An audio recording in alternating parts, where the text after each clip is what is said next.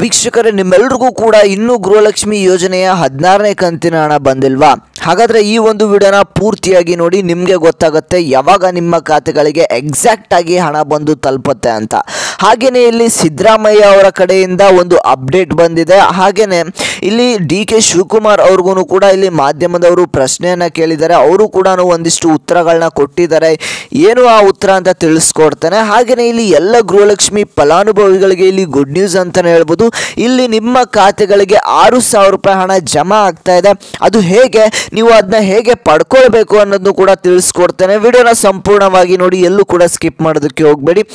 ಇಲ್ಲಿ ನೋಡಿ ವೀಕ್ಷಕರೇ, ಇಲ್ಲಿ ಈ ಒಂದು ವಿಡಿಯೋನ ಮುಂದುವರಿಸೋಕ್ಕಿಂತ ಮುಂಚೆ ನೀವು ಇನ್ನೂ ಕೂಡ ನಮ್ಮ ಚಾನಲ್ಗೆ ಸಬ್ಸ್ಕ್ರೈಬ್ ಮಾಡ್ಕೊಂಡಿಲ್ಲ ಅಂತಂದರೆ ಈ ಕೂಡಲೇ ಸಬ್ಸ್ಕ್ರೈಬ್ ಮಾಡ್ಕೊಳ್ಳಿ.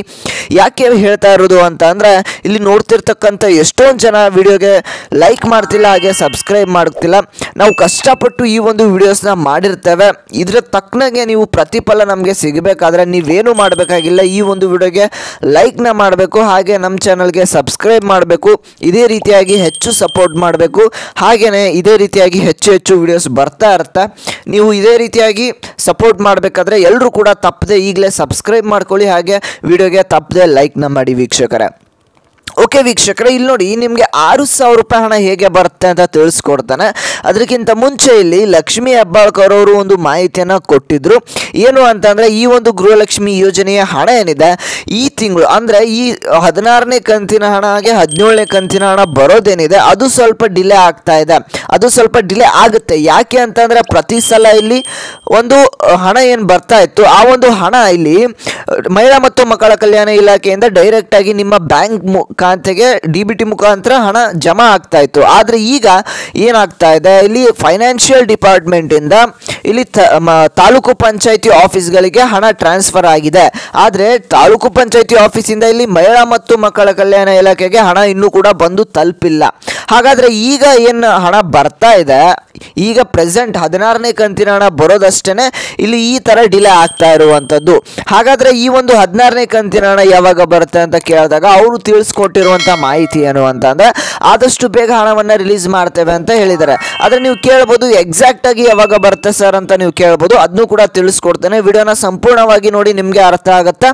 ಇಲ್ಲಿ ನೋಡಿ ವೀಕ್ಷಕರೇ, ಇಲ್ಲಿ CM ಸಿದ್ದರಾಮಯ್ಯ ಅವ್ರಿಗೂ ಕೂಡ ಇಲ್ಲಿ ಮಾಧ್ಯಮದವರು ಪ್ರಶ್ನೆಯನ್ನು ಮಾಡ್ತಾರೆ. ಈ ಒಂದು ಗೃಹಲಕ್ಷ್ಮಿ ಯೋಜನೆಯ ಹಣ ಏನಿದೆ, ಹಣ ಬರ್ದೇನೆ 3 ತಿಂಗಳಾಯಿತು, ಇಲ್ಲಿ ರಾಜ್ಯ ಸರ್ಕಾರದ ಕಡೆ ಏನು ಹಣ ಇಲ್ವಾ ಅಂತ ಒಂದು ಪ್ರಶ್ನೆ ಮೂಡುತ್ತೆ ಅಂತಲೇ ಹೇಳ್ಬೋದು.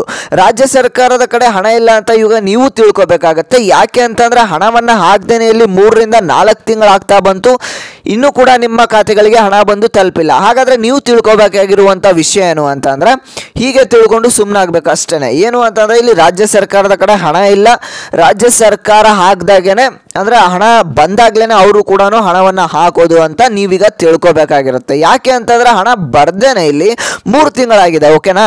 ಹಾಗಾದರೆ ಇಲ್ಲಿ ಎಷ್ಟೊಂದು ಜನ ಮಹಿಳೆಯರು ಕೂಡ ಆಕ್ರೋಶವನ್ನು ವ್ಯಕ್ತಪಡಿಸ್ತಾ ಇದ್ದಾರೆ. ಇಲ್ಲಿ ನಮಗೆ ಹಣ ಬಂದಿಲ್ಲ, ಹಾಕೋದಾದರೆ ಇಲ್ಲಿ ಡೈರೆಕ್ಟಾಗಿ ಹಣವನ್ನು ಹಾಕಬೇಕು 2,000 ರೂಪಾಯಿ ಹಣ. ಅದನ್ನು ಬಿಟ್ಟು 2 ತಿಂಗಳು 3 ತಿಂಗಳು ಬಿಟ್ಬಿಟ್ಟು ಹಣವನ್ನು ಹಾಕುವಂಥ ಅವಶ್ಯಕತೆ ಏನಿದೆ?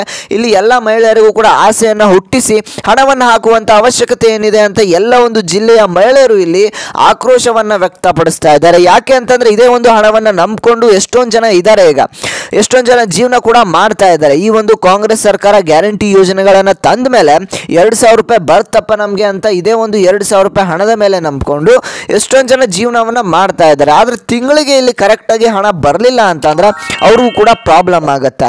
ಹಾಗೆಯೇ ಇಲ್ಲಿ CM ಸಿದ್ದರಾಮಯ್ಯ ಅವರು ಒಂದು ಅಪ್ಡೇಟನ್ನು ಕೊಟ್ಟಿದ್ದಾರೆ. ಈ ಒಂದು 16ನೇ ಕಂತಿನ ಹಣವನ್ನು ಆದಷ್ಟು ಬೇಗ ರಿಲೀಸ್ ಮಾಡ್ತೇವೆ, ಈ ಒಂದು ಹಣವನ್ನು ನಾವು ನಿಲ್ಲಿಸುವಂಥ ಯಾವುದೇ ಚಾನ್ಸ್ ಇಲ್ಲ, ಆದಷ್ಟು ಬೇಗ ಈ ಒಂದು ಹಣವನ್ನು ರಿಲೀಸ್ ಮಾಡ್ತೇವೆ ಅಂತ ಅವರು ಕೂಡ ಹೀಗೆ ಒಂದು ಉತ್ತರವನ್ನು ಕೊಟ್ಟಿರೋದು. ಓಕೆನಾ?